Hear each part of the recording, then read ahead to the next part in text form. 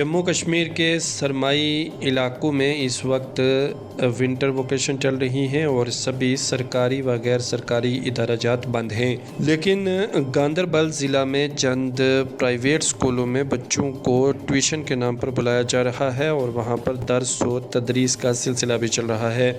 हमारे नुमाइंदे मुख्तार अहमद ने गांदरबल में चंद इदारों का दौरा किया और वहाँ पर इन बच्चों और स्कूल इंतज़ामिया के साथ बात भी की है।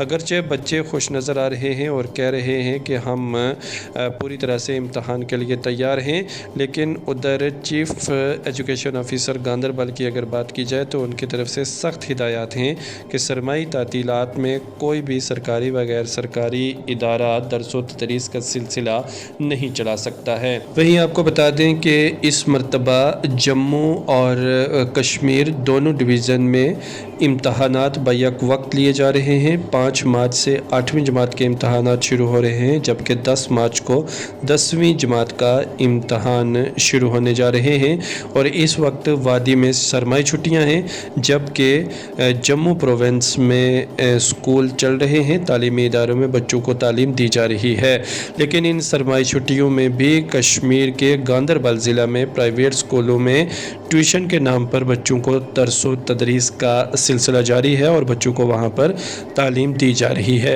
सुनिए इन बच्चों के तासुरात। और किस जमात में आप पढ़ते हो? जी, मेरा नाम आफिल इस्लाम है और मैं क्लास 10th में पढ़ता हूँ। तो आपका जो मार्च सेशन आने वाला है एग्जाम्स, तो तैयारियां कहाँ पहुंची?